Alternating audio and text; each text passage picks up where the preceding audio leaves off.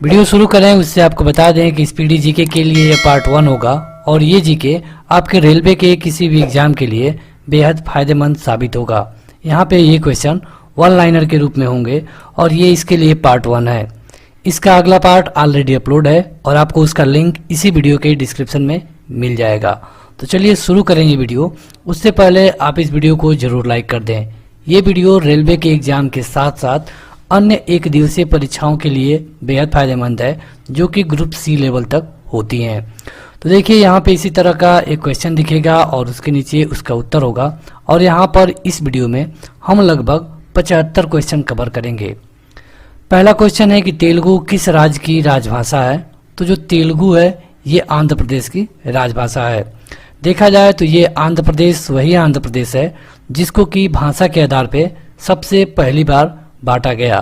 दरअसल यहाँ पे एक कहानी है कि जो आंध्र प्रदेश था उससे पहले मतलब कि 1953 से पहले ये लिया गया कि अब कभी भी किसी भी स्टेट का बंटवारा ऐसे नहीं होगा कि उसमें एक भाषा के लोग रहते हो।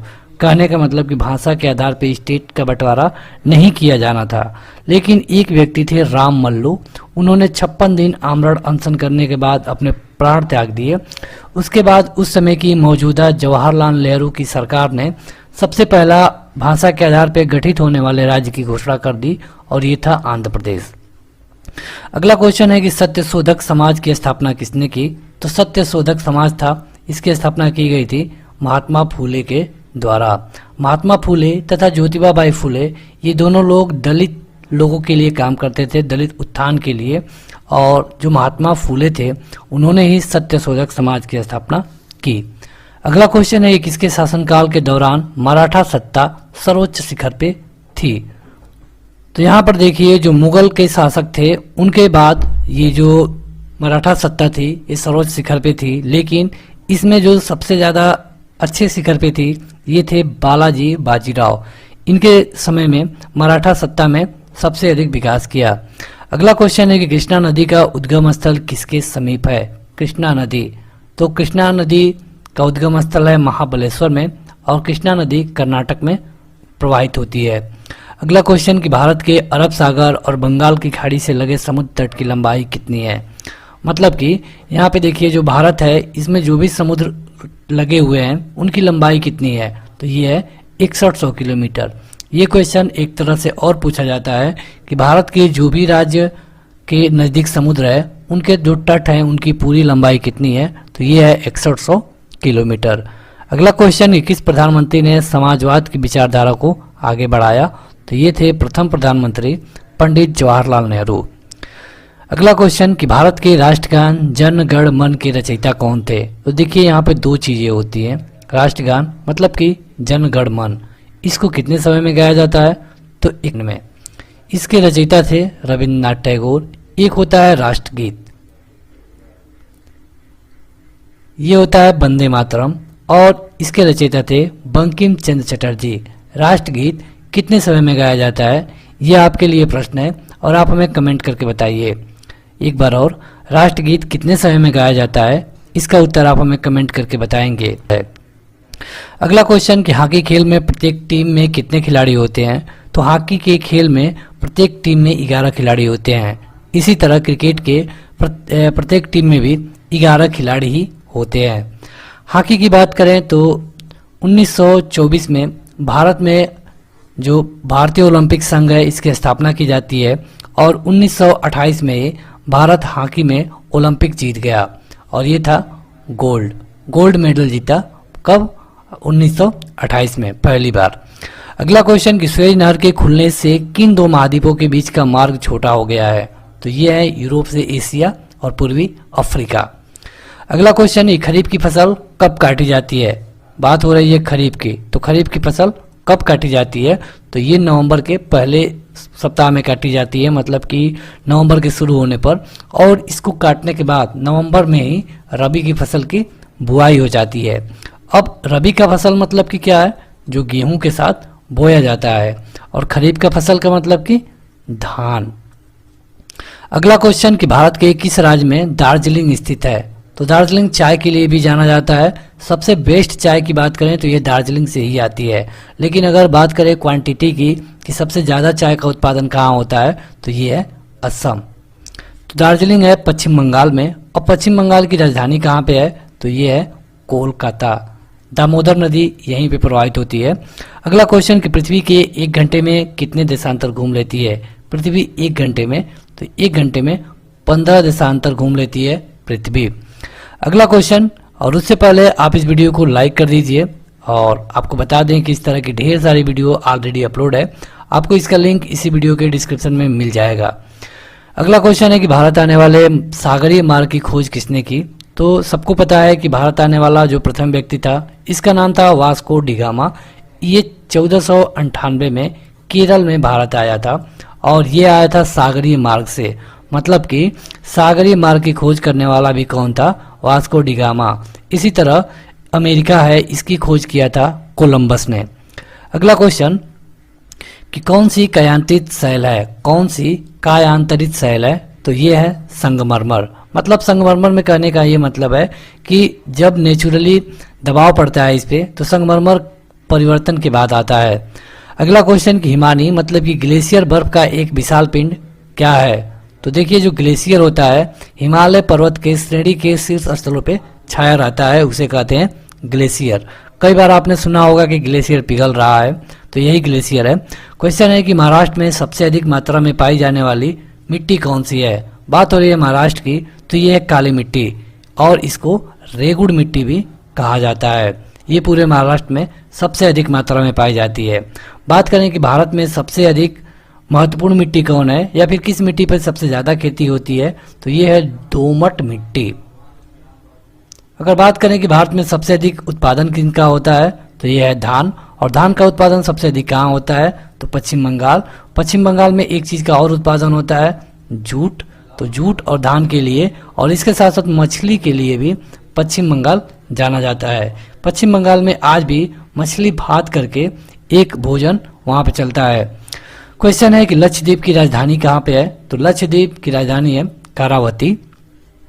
अगला क्वेश्चन, और उससे पहले आपके लिए एक सवाल, आप हमें कमेंट करके बताइए कि अरुणाचल प्रदेश की राजधानी कहाँ पे है। अरुणाचल प्रदेश की राजधानी, अगर आपको इसका उत्तर पता है तो आप हमें तेलंगाना की राजधानी कमेंट करके बताइए। तेलंगाना, देखते हैं कौन कमेंट कर पाता है। अगला क्वेश्चन है कि किस गुफा में त्रिमूर्ति मतलब कि ब्रह्मा विष्णु महेश के मुखमंडल की मूर्ति स्थापित है, तो ये है एलिफेंटा की गुफा है। अगला क्वेश्चन कि राज्यसभा की बैठकों की अध्यक्षता कौन करता है, तो देखिए यहाँ पे एक होता है लोकसभा, एक होती है राज्यसभा। तो राज्यसभा को कहते हैं उच्च सदन, और जो लोकसभा होती है इसको कहते हैं लोअर हाउस। लेकिन जो लोकसभा होती है इसका जो भी अध्यक्ष होता है इन्हीं मेंबरों में से होता है, जो लोग इसमें चुनाव जीत के आते हैं इन्हीं में से एक होता है। लेकिन राज्यसभा में ऐसा कुछ नहीं है, यहाँ के जो अध्यक्ष होते हैं वो हमेशा भारत का उपराष्ट्रपति होता है, और इसको जो सैलरी मिलती है वो इसके अध्यक्ष होने का ही मिलती है। अगला क्वेश्चन कि कौन सा शहर जापान की राजधानी है, तो यह है टोक्यो। और जापान ही एक ऐसा देश है जहाँ पे आज तक परमाणु बम गिराया गया, और ये गिराया गया था दूसरे विश्व युद्ध के दौरान, और ये गिराया गया था अमेरिका के द्वारा हिरोशिमा तथा नागासाकी में। अगला क्वेश्चन कि किस देश में सूची यानी स्तंभ यानी कि पिरामिड पाए गए हैं, तो यह है मिस्र। और मिस्र के पिरामिड के बारे में आपने कई बार सुना भी होगा और कई फिल्में भी देखी होंगी। अगला क्वेश्चन कि डीसीएम ट्रॉफी का संबंध किससे है, तो आपने सुना होगा ईरानी ट्रॉफी, डीसीएम ट्रॉफी, और उसी तरह रणजी ट्रॉफी। तो जिस तरह रणजी ट्रॉफी है इसका संबंध होता है क्रिकेट से, उसी तरह जो डीसीएम ट्रॉफी है ये फुटबॉल से संबंधित है। अगला क्वेश्चन कि विश्व का सबसे बड़ा महाद्वीप कौन है, तो विश्व में कुल मिला के 7 महाद्वीप हैं। सबसे बड़ा है एशिया। बात करें सबसे छोटे की, तो ये है ऑस्ट्रेलिया। एशिया में बात करें कि सबसे अधिक जनसंख्या किसकी है, तो ये है चाइना, और चाइना के बाद आता है भारत का नंबर। भारत की जनसंख्या जिस तरह बढ़ रही है, अगर यही हालत रहा तो 10 से 15 साल में इंडिया चाइना को भी पीछे कर देगा। अगला क्वेश्चन कि युद्ध में साहस और पराक्रम के प्रदर्शन के लिए दिया जाने वाला भारत का सर्वोच्च सैनिक अलंकरण कौन है, तो अगर ये सैनिक को दिया जाएगा सबसे ऊंचा सम्मान तो ये होगा परमवीर। अगर यही सम्मान किसी नागरिक को दिया जाता है तो ये होता है भारत रत्न। यानी कि अगर नागरिक को सर्वोच्च सम्मान दिया जाएगा तो क्या होगा, भारत रत्न। कई विदेशी व्यक्तियों को भी दिया जा चुका है। और जो अगर किसी सैनिक को दिया जाएगा तो ये होगा परमवीर चक्र। अगला क्वेश्चन, उससे पहले आपके लिए एक सवाल, आप हमें कमेंट करके बताइए कि पूर्व प्रधानमंत्री अटल बिहारी वाजपेयी को भारत रत्न कब मिला था। आप हमें कमेंट करके बताइए पूर्व प्रधानमंत्री अटल बिहारी वाजपेयी को भारत रत्न कब मिला था। अगला क्वेश्चन, कि किस जानवर को रेगिस्तान का जहाज कहा जाता है, तो ये है ऊंट, और हम श्योर हैं कि आपने इस क्वेश्चन को कम से कम 100 बार से अधिक पढ़ा होगा। अगला क्वेश्चन, कि वह मुगल बादशाह जिसे 15 वर्ष निर्वासित होकर गुजारे थे, तो ये था हुमायूं। दरअसल देखिए हुमायूं का जो बाप था, मतलब पिता था, ये था बाबर। बाबर का बेटा था हुमायूं। बाबर आता है इंडिया में 1526 में, 4 युद्ध लड़ा और 1530 में मर गया। 1530 से लेके 1540 तक रहा हुमायूं। इसने 2 युद्ध हारे, 1539 तथा 1540 में। दोनों युद्ध यह शेर शाह सूरी से हार गया। शेर शाह सूरी जो कि सासाराम का शासक था, और सासाराम का मतलब क्या है, तो सासाराम का मतलब कि यहाँ का जो बिहार है, बिहार में सासाराम है, तो वहीं पे शासन करता था शेर शाह सूरी। इससे जो हुमायूं था ये 2 बार युद्ध हार गया, 1539 और 1540। ये दोनों युद्ध हारने के बाद जो हुमायूं था यहाँ से चला गया पर्सिया, मतलब कि आज का ईरान, और वहां जाने के बाद इसने वेट किया कि शेर शाह सूरी का साम्राज्य कब कमजोर पड़ता है। शेर शाह सूरी की मृत्यु के बाद इसका जब कोई उत्तराधिकारी बैठा था तो ये सन था 1555, और 1555 में एक बार हुमायूं फिर आता है भारत, और यहाँ पे इस जो छोटा सा बच्चा था इसको हरा के फिर से राजा बन गया। तो यहाँ पे आप देखेंगे कि जो 1540 में चला गया, 1555 में आ गया, यानी कि कुल मिला के 15 साल निर्वासित रहा। तो ये था हुमायूं। हुमायूं के बेटे का नाम था अकबर, जो कि केवल 14 साल की उम्र में ही राजा बन गया, और इसका जो संरक्षक था उसका नाम था बैरम खान। अब आपके लिए क्वेश्चन है, आप हमें कमेंट करके बताइए हल्दी घाटी का युद्ध कब लड़ा गया था। आपको बता दें कि यह युद्ध अकबर और महाराणा प्रताप के बीच हुआ था, जिसमें जो अकबर था महाराणा प्रताप को झुकाना चाहता था, लेकिन ये कभी हुआ नहीं। तो आपके लिए क्वेश्चन है कि हल्दी घाटी का युद्ध कब हुआ था। आपको कुछ हिंट दे दें तो ये 1500 से शुरू होगा, और इसी में है, 1500 में ही है। अगला क्वेश्चन, कि अल्लाह रखा किस वाद्य यंत्र के लिए मशहूर है। अल्लाह रखा, तो ये बजाते हैं तबला। अगला क्वेश्चन, कि प्रथम विश्व युद्ध कब लड़ा गया, तो ये था 1914 से लेके 1918। दूसरा विश्व युद्ध कब लड़ा गया, तो ये था 1939 से लेके 1945, और इसी दौरान जापान पे 2 परमाणु बम गिराए गए थे, एक 6 अगस्त को और एक 9 अगस्त को। दोनों परमाणु बम अमेरिका के द्वारा गिराए गए, और इसमें भारी तबाही हुई थी, और इसके बाद ये युद्ध रुकने के कगार पे आ गया। अब आपके लिए क्वेश्चन है, आप हमें कमेंट करके बताइए कि इसमें जो क्रिप्स मिशन भारत आया था, क्रिप्स मिशन जो 1942 में भारत आया था, उसका मांग ये था कि भारत के जो नेता हैं अपने लोगों से कहें कि द्वितीय विश्व युद्ध में हमारे साथ लड़े। तो जो इंग्लैंड था, इनके दोस्त देश कौन थे। क्वेश्चन थोड़ा डीप है, लेकिन आपसे आशा है कि आप में से कुछ लोग इसका उत्तर जरूर कमेंट करके बताए थे। जो द्वितीय विश्व युद्ध था, एक बार और रिपीट कर दे रहे हैं, जो सेकेंड विश्व युद्ध था, इसमें इंग्लैंड के मित्र देश कौन थे। अगला क्वेश्चन, कि बांग्लादेश की मुद्रा क्या है, तो यह है टका। भारत की मुद्रा क्या है, तो यह है रुपया। सिंबल ऐसे बनता है, और इसे बनाया गया है अभी अभी जल्दी में ही लॉन्च किया गया है, इससे पहले ये ऐसा नहीं था। इसको अंग्रेजी में कहा जाता है INR।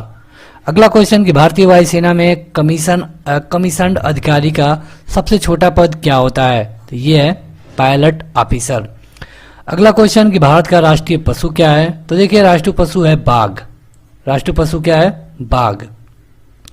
अब राष्ट्रीय फूल क्या है, तो कमल। राष्ट्रीय मिठाई क्या है, ये आपके लिए क्वेश्चन होगा। राष्ट्रीय मिठाई क्या है, आप हमें कमेंट करके बताइए राष्ट्रीय मिठाई।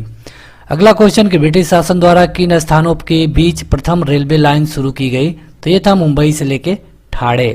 अगला क्वेश्चन, कि चंद्र ग्रहण होता है जब, तो चंद्र ग्रहण तभी होगा जब पृथ्वी सूर्य और चंद्रमा के बीच में आ जाएगी, और इस समय क्या होगा, चंद्र ग्रहण। अगला क्वेश्चन, कि किस राज्य में मलयालम भाषा बोली जाती है, तो मलयालम की बात होगी तो ये हो जाएगा केरल। देखा जाए तो केरल भारत का दक्षिण स्थान है, और यहीं पे एक जगह है एन्नौर। वहाँ की जो बालू होता है, बालू मतलब कि आप जानते होंगे जो सीमेंट के साथ, इसको सैंड कहते हैं, सीमेंट के साथ प्लस करके ये कोई भी निर्माण कार्य होता है, ये स्टैंडर्ड बालू माना जाता है इन्नौर का। अगला क्वेश्चन है कौन सा शहर मध्य प्रदेश की राजधानी है? तो बेहद आसान क्वेश्चन ये है भोपाल। अगला क्वेश्चन कि किस देश को उगते हुए सूरज की भूमि कहा जाता है? तो ये है जापान। और वीडियो में आगे बढ़े उससे पहले अगर अभी तक आपने इस वीडियो को लाइक नहीं किया है तो इसे जरूर लाइक कर दीजिए। और आपसे एक रिक्वेस्ट है कि इस वीडियो में कहीं कहीं पे कुछ ऐड आ रहे हैं और इसके लिए यहाँ पे स्किप का बटन बनता है, तो आप इस वीडियो को, उस ऐड को स्किप ना करें। अगला क्वेश्चन है कि पृथ्वी की सतह से सबसे दूर वायुमंडलीय परत किस नाम से जानी जाती है? तो जो सबसे दूर है उसे कहते हैं बहिर्मंडल। अगला क्वेश्चन कि ऋतुएं किन कारणों से होती हैं? तो देखिए जाहिर सी बात है कि ये सूर्य है बीच में और पृथ्वी इसके चारों ओर चक्कर लगाती है, कभी नजदीक जाती है कभी दूर जाती है, तो इसीलिए होते हैं पृथ्वी पे ऋतुएं। अगला क्वेश्चन कि संघ शासित प्रदेश अंडमान निकोबार द्वीप समूह की राजधानी कौन सी है? अंडमान निकोबार द्वीप समूह की राजधानी क्या है? Port Blair. अगला क्वेश्चन कि भारत के किस राज्य में कन्नड़ भाषा बोली जाती है? तो कन्नड़ भाषा की बात होगी तो ये हो जाएगा कर्नाटक। जम्मू और कश्मीर का रेल पथ किस रेलवे जोन के तहत आता है? तो ये होता है उत्तरी जोन के तहत। अगला क्वेश्चन कि भूरक्षण को नियंत्रित किया जाता है, मतलब कि जो भूमि का रक्षण होता है इसको कैसे नियंत्रित किया जाता है? तो सीढ़ीदार टीला बना के, बांध बना के, वृक्षारोपण करके, मतलब जो भूमि का कटान होता है इसे हम कैसे रोक सकते हैं, यही पूछा गया है। अगला क्वेश्चन कि प्रसिद्ध सिलोत्कीर्ण मतलब कि पत्थर काटकर बनाया गया कैलाश मंदिर कहाँ पर है? तो ये है एलोरा में। एलोरा और अजंता की गुफाओं का नाम आपने सुना होगा। अगला क्वेश्चन कि हरित क्रांति का अर्थ क्या है? हरित क्रांति तो मतलब कि कृषि को आधुनिक प्रयोग करके ज्यादा से ज्यादा उपज करने को ही हरित क्रांति कहा गया है। अगला क्वेश्चन कि बिहार का शोक किस नदी को कहा गया है? तो बिहार का शोक कहा गया है काशी। अब आपके लिए क्वेश्चन है दामोदर नदी को कहाँ का शोक कहा जाता है? दामोदर नदी को कहाँ का शोक कहा जाता है? कमेंट करके बताइए। आपको हिंट दे दें तो ये मतलब हमारे पूर्वी तरफ है, देश के पूर्वी तरफ में है। अगला क्वेश्चन कि भारत के किस राज्य में पवित्र तीर्थ स्थल अमरनाथ स्थित है? तो ये तो बेहद आसान क्वेश्चन है, ये है जम्मू एंड कश्मीर में। अगला क्वेश्चन कि जनरल किस सेना का एक अधिकारी होता है? तो ये होता है थल सेना। थल सेना में ही जनरल होते हैं। अगला क्वेश्चन कि विख्यात पर्यटन स्थल गुलमर्ग भारत के किस क्षेत्र में स्थित है? गुलमर्ग तो गुलमर्ग स्थित है कश्मीर में। गीतांजलि के कवि थे, गीतांजलि के कवि थे रविंद्रनाथ टैगोर। दरअसल गीतांजलि पर ही रविंद्रनाथ टैगोर को 1913 में नोबेल पुरस्कार मिला था। देखा जाए तो भारत में सबसे पहले नोबेल पुरस्कार पाने वाले रविंद्रनाथ टैगोर ही थे और इनको नोबेल पुरस्कार मिला था साहित्य के क्षेत्र में। अमर्त्य सेन को 1998 में नोबेल पुरस्कार मिला और इनको मिला था वित्त के क्षेत्र में, अर्थशास्त्र के लिए। और सबसे लेटेस्ट मिला है 2014 में कैलाश सत्यार्थी को, और ये भी मिला है शांति के लिए। अगला क्वेश्चन कि विख्यात महाकाव्य महाभारत के रचयिता कौन थे? तो महाभारत के रचयिता थे वेद व्यास। अब आपके लिए क्वेश्चन, आप हमें कमेंट करके बताइए कि रामचरितमानस की रचयिता कौन थे? रामचरितमानस। आपको बता दें कि जो रामायण है इसकी रचयिता वाल्मीकि हैं। आपको बताना है कि रामचरितमानस के रचयिता कौन है। अगला क्वेश्चन, किन दो स्थानों के बीच हिमसागर एक्सप्रेस चलती है? देखा जाए तो ये सबसे बड़ी ट्रेन मानी जाती है। बड़ी ट्रेन का मतलब कि ज़्यादा दूरी तय करती है। हिमसागर एक्सप्रेस है, विवेक एक्सप्रेस है। तो जो हिमसागर एक्सप्रेस है ये चलती है जम्मू से लेके कन्याकुमारी। अगला क्वेश्चन कि भारत का मैनचेस्टर किसे कहा जाता है? तो ये है अहमदाबाद। कहाँ पर है? तो गुजरात में। अगला क्वेश्चन कि महाराष्ट्र के प्रथम मुख्यमंत्री कौन थे? तो ये थे वाई.बी. चौहान, महाराष्ट्र के प्रथम मुख्यमंत्री। प्रथम मुख्यमंत्री से क्वेश्चन पूछा जाता है कि उत्तर प्रदेश की प्रथम मुख्यमंत्री कौन थी और वो महिला होनी चाहिए, तो ये थी सुचेता कृपलानी। अगला क्वेश्चन कि कौन सा तत्व स्वतंत्र अवस्था में पाया जाता है? तो ये है सल्फर। अगला क्वेश्चन किसे भविष्य की धातु कहा गया है? तो ये है टाइटेनियम। टाइटेनियम ऐसा जो तत्व है कि इसे जो मानव शरीर में भी यूज किया जाता है, कहीं कहीं जो हड्डी टूट जाती है वहां पे लगाया जाता है। अगला क्वेश्चन है कि ध्वनि की चाल अधिकतम किसमें होती है? तो ये होता है स्टील में। अगला क्वेश्चन कि हीटर के तार किस चीज के बने होते हैं? तो हीटर के तार नाइक्रोम के बने होते हैं।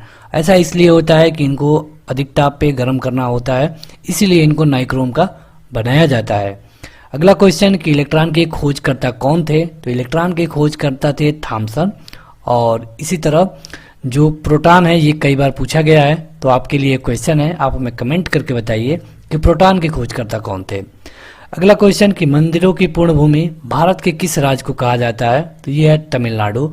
दरअसल ऐसा इसलिए कहा जाता है क्योंकि वहाँ पे पुराने समय के ढेर सारे मंदिर हैं।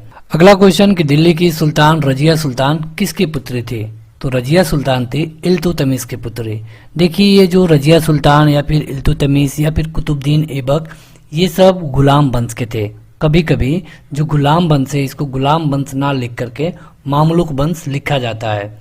ये रहे 1206 से लेके 1290 तक। ठीक, अब इनका जो संस्थापक था ये था कुतुबुद्दीन। आप ध्यान से सुनिए, सब कुछ लिख नहीं पा रहे हैं क्योंकि टाइम लगेगा। कुतुबुद्दीन ऐबक, कुतुबुद्दीन ऐबक 1206 से लेके 1210 तक ही राज कर पाया, क्योंकि इसकी मृत्यु हो गई थी चौगान खेलते हुए। चौगान मतलब कि हॉकी वाला जैसे गेम होता है, हॉकी जैसे ही, लेकिन उसको घोड़े पर चढ़ के खेला जाता है।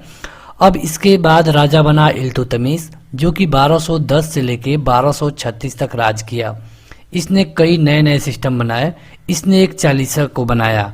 अब ये जो चालीसा बनाया जिसमें 40 लोग थे, और आज के मंत्रिमंडल के जैसा मान लीजिए, इसी चालीसा ने इसकी मृत्यु करवा दी, मतलब मर्डर करा दिया।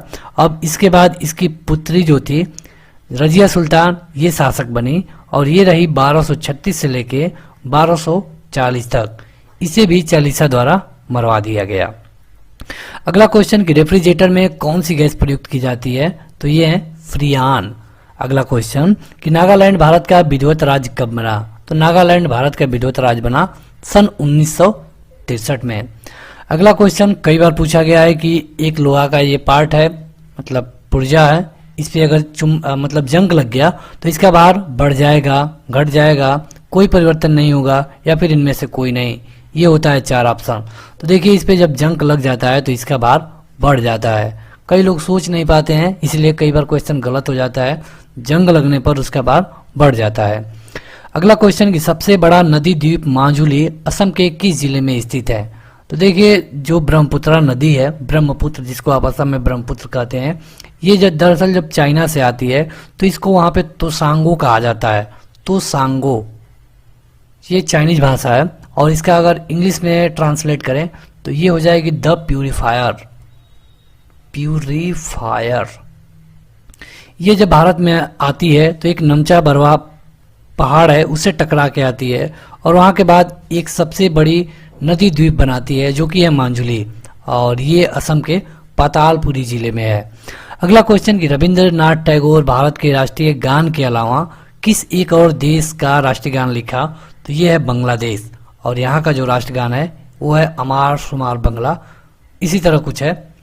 अगला क्वेश्चन कि उत्तर पूर्व सीमांत रेलवे में सबसे बड़ा रेलवे स्टेशन कौन है? तो रेलवे जोन आपने पढ़ा होगा तो आपको पता होगा, उत्तर पूर्व सीमांत की बात होगी तो ये हो जाएगा मालेगांव, और यहाँ पे ये मालेगांव सबसे बड़ा स्टेशन है। कहाँ पे? तो उत्तर पूर्व सीमांत रेलवे में। अगला क्वेश्चन कि वायुमंडलीय दाब मापने का पैमाना क्या है? तो वायुमंडलीय दाब किससे नापा जाता है? बैरोमीटर से। अब आपके लिए क्वेश्चन है, आप हमें कमेंट करके बताइए कि ताप किससे नापा जाता है? ताप। अगला क्वेश्चन कि वायु का दबाव किसके कारण होता है? तो वायु का दबाव होता है घनत्व के